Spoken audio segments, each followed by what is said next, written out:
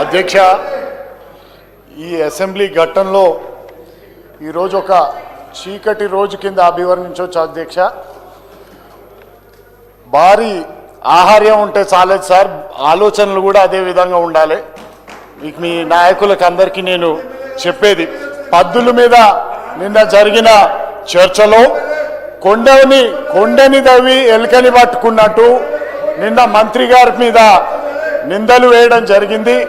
కానీ మంత్రి గారి మీద ఏదైతే నిందలు వేసిండ్రో దానికోసం హౌస్ కమిటీని వేసే క్రమంలో సిబిసిఐడి ఎంక్వైరీని అడిగి అందులో భాగంగా ఇక్కడున్న ఒక ఎమ్మెల్యే గారిని, హౌస్ బయట ఉన్న వజ్రాజు రవి గారి పేర్లు వాటిలో ఇంక్లూడ్ చేసిన తర్వాత నాకు తెలిసి హౌస్ బయటకు వెళ్ళిన తర్వాత వాళ్ళందరూ ఇక్కడ ఒడ్డు పొడువు ఉన్న మా పెద్ద మనుషుల అందరినీ వాళ్ళని బాగా క్లాస్ తీసుకున్నట్టున్నారు. లేనిపోని వాటిలో మీరేదో దాంట్లో తీసిపోయి మమ్మల్ని ఎడిరికి ఇచ్చారా నాయన ఈ సిబిసిఐడి ఎంక్వైరీ వస్తే అని.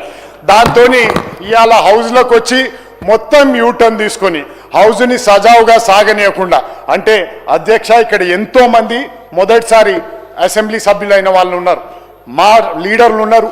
వాళ్ళు సబ్జెక్టులు ఇచ్చి కానీ మమ్మల్ని గైడ్ చేసి కానీ ఏ విధంగా హుందాగా వ్యవహరించాలా అన్న తీరుని మాకందరు నేర్పిస్తారు తప్పితే అక్కడున్న బీఆర్ఎస్ నాయకులు ఇక్కడ చూస్తే ఇట్లున్నది అధ్యక్ష.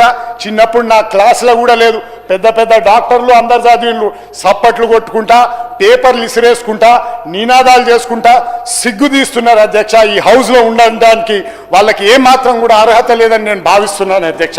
నిజంగా వీళ్ళు వేసే చప్పట్లు చూస్తుంటే ఆ టోల్ గేట్ల కాడ చప్పట్లు కొట్టుకునేటోళ్ళు కూడా సిగ్గుతోంది తలదించుకునేటట్టున్నారు అధ్యక్ష.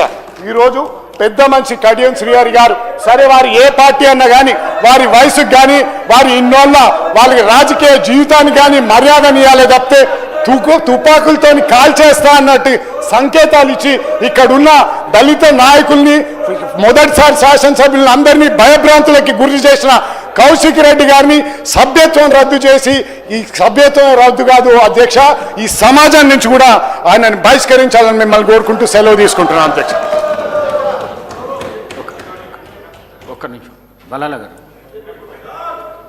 शुक्रिया स्पीकर साहब। कल भी यहाँ पर